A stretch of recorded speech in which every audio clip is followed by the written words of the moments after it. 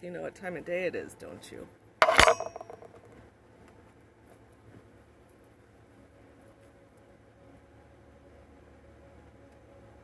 I have some background music on. I want to be able to hear it. And I don't want it to... I don't have to talk over it, you know? Of course, got my Lumerian Flame, because I'm not reading Out of the Mastery of Love without my Lumerian Twin Flame Crystal book. I'm just not. This feels like blasphemy to not have it. And today, I got... Look at this, though. This is beautiful, actually. I'll show you. It's a fire agate, but just a beautiful, beautiful specimen. I know Marco Polo always has the hardest time focusing, especially when there's all these patterns. But you get the general gist, yeah? Yeah. Back you go. So that's what I have today for the reading. What chapter are we on? I don't even remember.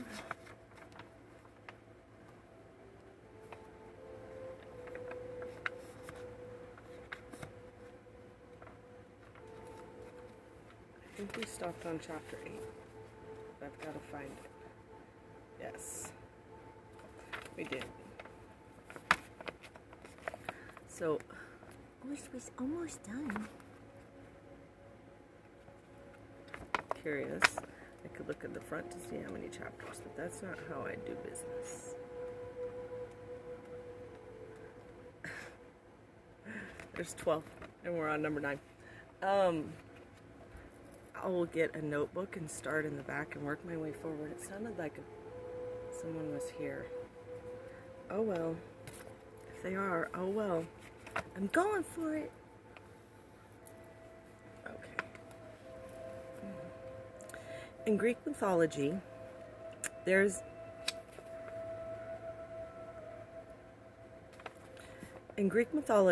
is a story about Artemis, the divine huntress. Artemis was the supreme huntress because the way she hunted was effortless. She fulfilled her needs so easily and lived in perfect harmony with the forest. Everything in the forest loved Artemis, and to be hunted by her was an honor. It never seemed like Artemis was hunting. Whatever she needed came to her. This is why she was the best hunter. But this also made her the most difficult prey.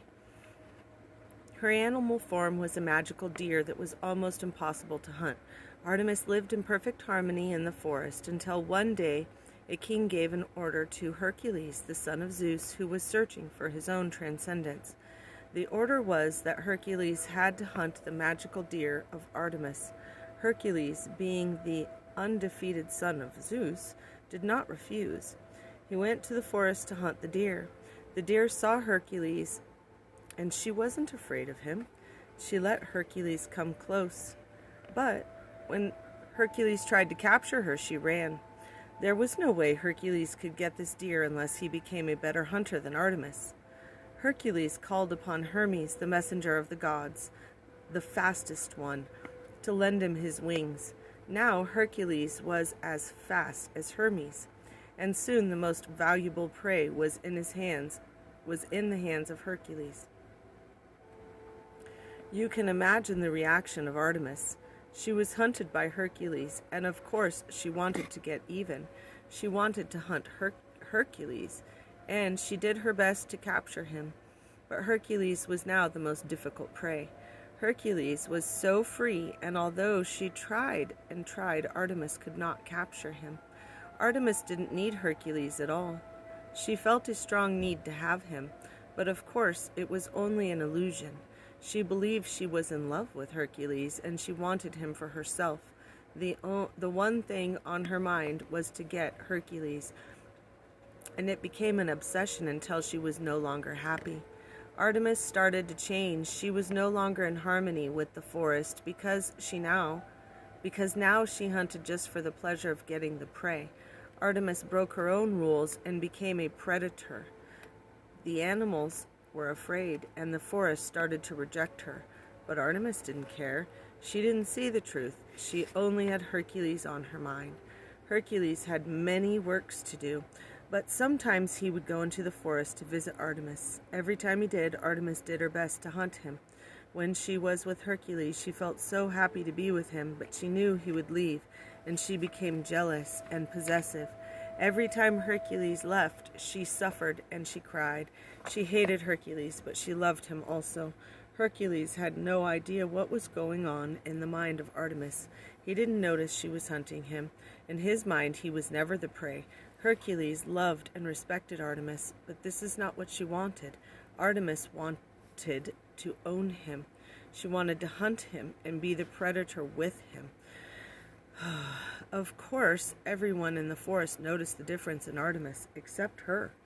In her mind, she was still the divine huntress. She didn't have the awareness that she had fallen. She wasn't aware that the heaven that was the forest had become hell.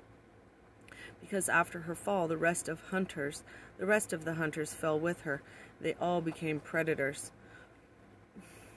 One day, Hermes took an animal form, and just as Artemis was ready to destroy Hermes, he became a god, and she rediscovered the wisdom she had lost. He let her know she had fallen, and with this awareness, Artemis went to Hercules to ask for his forgiveness. It was nothing but her personal importance that brought her to that fall. In talking to Hercules, she realized she had never offended him because he didn't know what was going on in her mind. Then she looked around the forest, and she saw what she had done to the forest. She apologized to every flower and to every animal until she recovered love. Whoa, that one got me. Once again, Artemis became the divine huntress.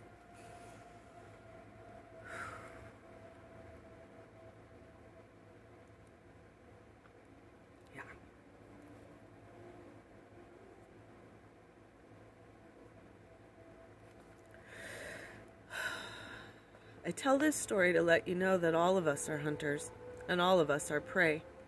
Everything that exists is both hunter and prey. What is it that we hunt? We hunt to fulfill our needs. We have talked about the needs of the body versus the needs of the mind. When the mind believes it is the body, the needs are only illusions, and they cannot be fulfilled. When we hunt those needs that are unreal in the mind, we become the predators. We are hunting for what we don't need. Humans hunt for love. We feel that we need the love because we believe we don't have love, because we don't love ourselves. We hunt for love in other humans just like us, expecting to get love from them. When these humans are in the same condition as we are, they don't love themselves either. So how much love can we get from them? We merely create a bigger need that isn't real. We keep hunting and hunting, but in the wrong place because other humans don't have the love we need. When Artemis became aware of her fall, she went back to herself because everything she needed was inside herself. It is the same for all of us because all of us are like Artemis after she fell and before her redemption. We are hunting for love. We are hunting for justice and happiness. We are hunting for God. God is inside of us. The hunting of the magical deer teaches you that you have to hunt inside yourself. This is a great story to keep in mind. If you remember the story of Artemis, you will always find the love inside you. Humans who hunt each other for love will never be satisfied. They will never find the love they need in other humans. The mind feels the need, but we cannot fulfill it because it isn't there. It's never there. The love we need to hunt is inside ourselves, but that love is difficult to pray. It is so difficult to hunt inside yourself, to get that love from inside you. You have to be very fast as Hermes, because anything can distract you from your goal. Whatever traps your attention distracts you from reaching your goal, from getting the prey that is the love inside. You can capture the prey. You will see that your love can grow strong inside you, and it can fulfill all your needs. This is so important for your happiness. Usually humans go into relationships as the hunter. They look for what they feel they need, hoping to find what they need in the other person, only to find that it is not there. When you enter a relationship without this need, it's a different story. How do you hunt inside yourself? To capture the love inside yourself, you have to surrender to yourself as the hunter and the prey. Inside your own mind, there is the hunter, and there is also the prey. Who is the hunter? Who is the prey? In ordinary people, the hunter is the parasite. The parasite knows everything about you, and what the parasite wants are the emotions that come from fear. The parasite is a garbage eater. It loves fear and drama. It loves anger, jealousy, and envy. It loves any emotion that makes you suffer. The parasite wants to get even, and it wants to be in control. Your self-abuse as the parasite is hunting you 24 hours a day. It is always after you. So we become the prey of the parasite, a very easy prey. The parasite is the one who abuses you. It is more than a hunter. It is a predator, and it is eating you alive. The prey, the emotional body, is the part of us that suffers and suffers. It's that part of us that wants to be redeemed. In Greek mythology, there is also the story of Prometheus, who changed to a rock. Who is chained to a rock? During the day, an eagle comes and eats his innards. During the night, he recovers. Every day, the eagle comes and eats his insides again. What does this mean? When Prometheus is awake,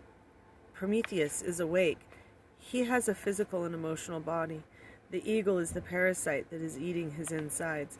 During the night, he doesn't have the emotional body, and he recovers. He is born again to be the food for that eagle until Hercules comes to release him. Hercules is like the Christ, Buddha, or Moses, who breaks the chains of suffering and gives you your freedom.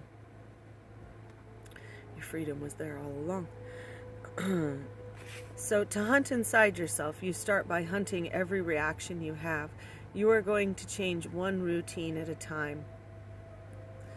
It is a war for freedom from the dream that controls your life. It is a war between you and the predator, with the truth in the middle. In all the Western traditions from Canada to Argentina, we call ourselves warriors because a warrior is the hunter who hunts himself. It is a big war because it's a war against the parasite. To be a warrior doesn't mean you will win the war, but at least you rebel, and you no longer accept that the parasite is eating you alive. Becoming the hunter is the first step. When Hercules went into the forest in search of Artemis, there was no way he could capture the deer. Then he went to Hermes, the supreme teacher, and he learned to become a better hunter. He needed to be better than Artemis in order to hunt her. To hunt yourself, you also need to be a better hunter than the parasite. If the parasite is working 24 hours a day, you also have to work 24 hours a day. The parasite has an advantage. It knows you well. There is no way you can hide. The parasite is the most difficult to prey. And that part of you that tries to justify your behavior in front of other people. But when you are alone, it is the worst judge. It is always judging, blaming, and making you feel guilty. In a normal relationship in hell, the parasite of your partner allies with your parasite against the real you. You have against yourself not just your own parasite, but the parasite of your partner who aligns with the parasite, who aligns with your parasite to make the suffering eternal. If you know that, you can make a difference. You can have more compassion for your partner and allow her to deal with her own parasite. You can be happy every time your partner takes another step towards freedom. You can be aware that when your partner gets upset, sad, or jealous, it's not the one you love that you are dealing with at the moment. It's the parasite that is possessing your partner. Knowing the parasite is there and knowing that it is going on in your partner, you can give your partner the space to deal with it. Since you are only responsible for your half of the relationship, you can allow him or her to deal with her own or his own personal dream. You can allow them to deal with their own personal dream. In that way, it will be easy not to take personally what your partner is doing. This will help your relationship a lot because nothing that your partner does is personal. Your partner is dealing with his or her own garbage. If you don't take it personally, it will be so easy for you to have a wonderful relationship with your partner. Okay, so I'm going to go on to the next one, but I'm going to stop first. I'll be back.